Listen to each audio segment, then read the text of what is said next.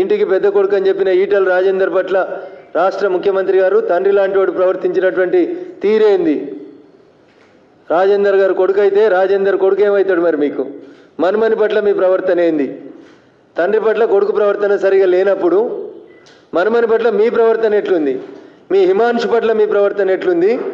రాజేందర్ గారి కొడుకు పట్ల మన్మడికి వరుస అయ్యేటువంటి నితిన్ పట్ల మీ ప్రవర్తన ఏ రకంగా ఉందో ఒక్కసారి ప్రజలకు చెప్పాలి. అంటే మన దాకా వస్తేనే ఏదైనా నొప్పి తెలుస్తుంది, పెయిన్ అర్థమవుతుంది. తండ్రి లాంటి వాని గురించి మాట్లాడతావా? నేను అడుగుతున్న బాల్క సుమన్ గారు, మరి కొడుకు లాంటి వాని మీద అట్లా అర్ధరాత్రి అపరాత్రి కేసులు పెట్టి ఊడవీకొచ్చా ఉద్యోగం? మన్మన్ లాంటి వాడిని, కోడలు లాంటి అమ్మాయిని, ఇంట్లో ఉన్న ఆడపిల్లని వ్యాపారం చేసుకున్నట్టు ఆమెను తీసుకొచ్చి కేసులు పెట్టియొచ్చా? తండ్రి అనే గౌరవం ఈటల రాజేందర్కి లేకపోతే కొడుకు అనేటువంటి అభిమానం, మనుమడు అనేటువంటి అభిప్రాయం మరి మీకెందుకు లేదు, మీ నాయకత్వానికి ఎందుకు లేదు అనేది ఒక్కసారి తెలంగాణ రాష్ట్ర సమితి పార్టీ ఆ నాయకత్వం చెప్తే బాగుంటుంది.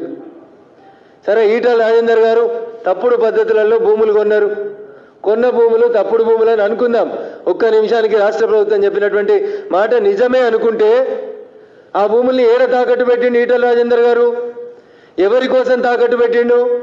అయ్యా బాల్క సుమన్ గారు, తెలంగాణ ప్రజల ఆత్మగౌరవం అని చెప్పి మన కోసం బాగా ఊదుతున్నటువంటి పత్రిక ఏదైతే మీరు రోజు మీ గురించి రాస్తుందో ఆ నమస్తే తెలంగాణ అనేటువంటి దినపత్రికని పెట్టేందుకు పైసలు అవసరమైన రోజు ఇదే భూములని తాకట్టు పెట్టి అదే ఈటల రాజేందర్ అనేట ఆయన పైసలు ఇచ్చిండు. ఆనాడు అది మంచిదైతే ఇవాళ అది తప్పెట్లయిందో ఒకసారి రాష్ట్ర ముఖ్యమంత్రి గారు ప్రజలకు చెప్పాలి. మీ కరపత్రం తెలంగాణ ప్రజల గుండె చప్పుడు, అది పెట్టేందుకు పైసలు లేకపోతే లోన్ ఇచ్చేటప్పుడు ఆ భూముల్ని బ్యాంకులో పెట్టేటప్పుడు అవి మంచి భూములు ఎట్లయినాయి? ఇలా ఈటల రాజేందర్ షెడ్యూల్ కాగానే ఈటల రాజేందర్ ఉన్నటువంటి భూములు చెడ్డ భూములు ఎట్లయినాయి ఒకసారి ప్రజలకు చెప్పాలని చెప్పి రాష్ట్ర ముఖ్యమంత్రి గారిని ఈ సందర్భంగా డిమాండ్ చేస్తా ఉన్నాం. వారు బాల్క సుమన్ గారా, బానిస సుమన్ గారా, ఆ కుటుంబానికి బానిసలాగా పనిచేయాలనుకుంటున్నారా? ఒక్కసారి ఆలోచించాలి. సుమన్ నువ్వు ఒకనే ఉద్యమం చేయలే, మీ నాయకుడు ఒకటే ఉద్యమం చేయలే. నీలాంటి వాళ్ళు నాలాంటి వాళ్ళు అనేక మంది తెలంగాణ ఉద్యమకారులు సుమారు 1200 మంది అమరులైతే తెలంగాణ రాష్ట్రం వచ్చింది. సార్ ఒక్కడు ఎంపీ కాదు. ఆ రోజు ఉన్నటువంటి ఇంకో ఎంపీ విజయశాంతిని అడుగుండ్రి, సార్ ఏడున్నాడో చెప్తుంది, ఏం చేసిండో చెప్తుంది, పార్లమెంట్లో మీ పాత్ర ఏందో చెప్తుంది.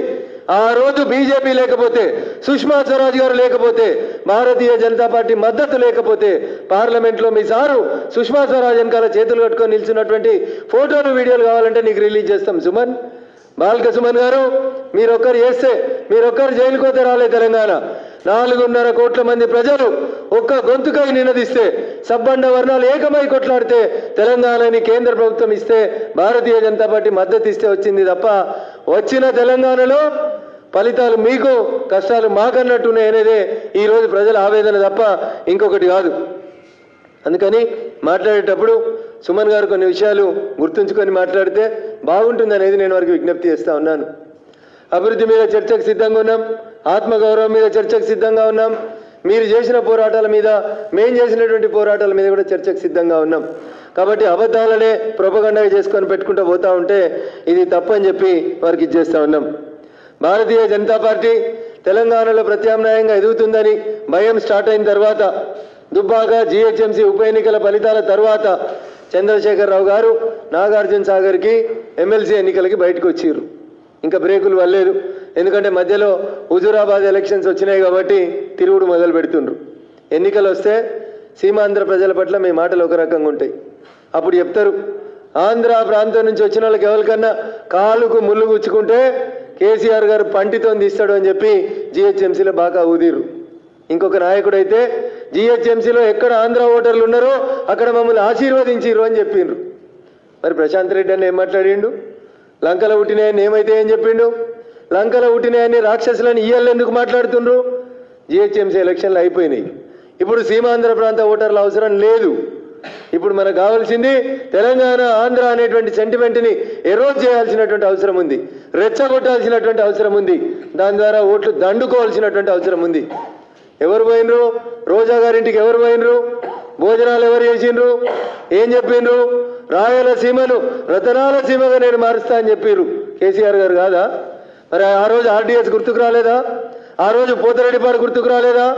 ఆ రోజు ఆంధ్ర పాలకులంతా లంకన పుట్టిరనేటువంటి విషయం గుర్తుకు రాలేదా అనేది ఒకసారి ప్రశాంత్ రెడ్డి గారు చెప్పాలి.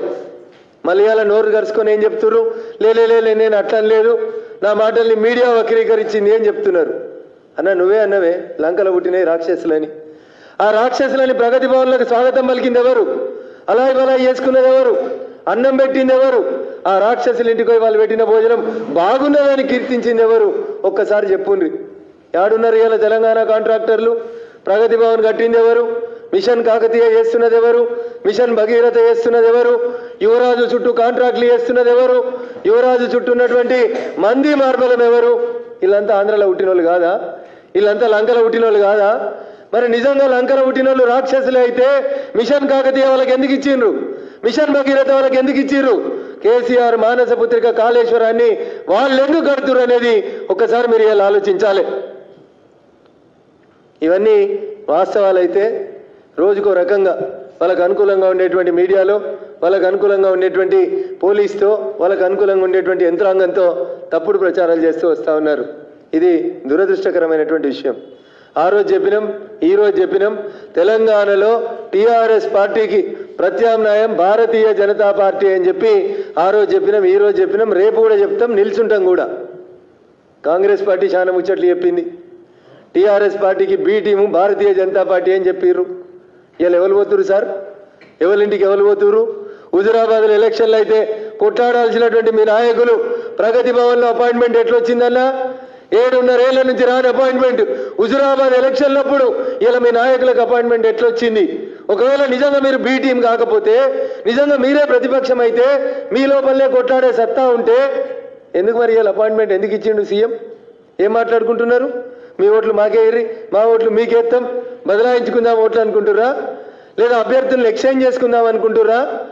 లేదా ఏ రకంగా అయితే నాగార్జున సాగర్లో ఓడిపోయినరు, ఇక మీతోటి ఏం కాదు, ఆడనే అస్త్ర సన్యాసం చేసిర్రు, ఈడెందుకులపై మాకు మద్దతు ఇర్రని చెప్పి ఇంకేమైనా మాట్లాడుకోవడానికి పిలుచుకుంటురా ప్రగతి భవన్కు? ఒక్కసారి కాంగ్రెస్ పెద్దలు ఆలోచించాలి, చెప్పాలి. నేను అనలే ఈ మాట. చాలా కాలం, దాదాపు 18 ఏళ్ళు రాజ్యసభ సభ్యునిగా చేసిండు. నాటి రాజీవ్ గాంధీ నుంచి ఇందిరా గాంధీ నుంచి అందరికీ నేనే నమ్మిన హనుమంతుని చెప్పుకున్నటువంటి వి హనుమంతరావు గారు చెప్పిన మాటల్ని ఈ సందర్భంగా గుర్తు చేస్తున్నా. ఏమన్నాడు? మా కాంగ్రెస్లో అందరూ కేసీఆర్ కోర్టులు ఉన్నారా భయ్, పొద్దుగాల ఒకటి మాట్లాడతారు, పొద్దుకోటి మాట్లాడతారు అన్నాడు. ఇది నా ఆవేదన కాదు, వి హనుమంతరావు గారి ఆవేదన. దాన్ని ఇలా మీరు నిజం చేస్తారు. నేను ప్రెస్ మీట్ మాట్లాడుతున్న ఈ టైంలో టీవీలలో బ్రేకింగ్లు వస్తున్నాయి, ముఖ్యమంత్రిని కలిసేందుకు కాంగ్రెస్ నాయకులు పోతుర్రని. దేనికోసమన్నా? దేనికి అపాయింట్మెంటు? హుజురాబాద్ ఎన్నికలలో మీరు బి టీమ్గా పనిచేసేందుకు కుదుర్చుకుంటున్నటువంటి ఒప్పందం కాదా? ఆడ జగన్ తోటేమో ఒప్పందం చేసుకుంటారు, ఇక్కడ కాంగ్రెస్ తోటేమో ఒప్పందం చేసుకుంటారు, బయటకు వచ్చి మమ్మల్ని బదనాం చేసేటువంటి కార్యక్రమం చేస్తారు. ఎపెక్స్ కౌన్సిల్ కేంద్రం ఏర్పాటు చేయలేదా? పోయిన ఆగస్టులో రమ్మని కేంద్రం పిలవలేదా? ఆగస్టులో పిలిస్తేమి, అక్టోబర్లో పిలిస్తేమి, డిసెంబర్లో పిలిస్తేమి. ఎపెక్స్ కౌన్సిల్కి రమ్మంటే రాక ముఖం సాటి చేసింది కేసీఆర్ కాదా? ఒక్కసారి ఆలోచించుకోవాలి. కాంగ్రెస్ పార్టీ ఢిల్లీలో ఒక మాట, గల్లీలో ఒక మాట. కాంగ్రెస్లో ఏ నుంచి జెడ్ దాకా టీములు ఉంటాయి. Congress A Antony, Congress B Brahmananda Reddy, Congress R Reddy Congress, Congress T Trinamool Congress, Congress X ఇంకొక రెడ్డి గారి కాంగ్రెస్. ఇట్లా ఏ నుంచి జెడ్ దాకా కాంగ్రెస్లు ఉంటాయి. ఇలా కాంగ్రెస్ ఇంకెన్ని ముక్కలు అవుతుందో తెలియని పరిస్థితి తెలంగాణ లోపల. కాబట్టి కాంగ్రెస్కి ఎవరు ప్రజలు విశ్వసించరు. నాగార్జున సాగర్లో నాయకుని చూసి ఆ మాత్రం ఓట్లు పడి ఉంటాయి తప్ప ఆ ఓట్లు కూడా రేపు హుజూరాబాద్లో పడాయనేది కాంగ్రెస్ కార్యకర్తలకు తెలుసు. అందుకనే గంపగుత్తగా కాంగ్రెస్ పార్టీని ప్రగతి భవన్లో తాకట్టు పెట్టేందుకు పోతా ఉన్నారు.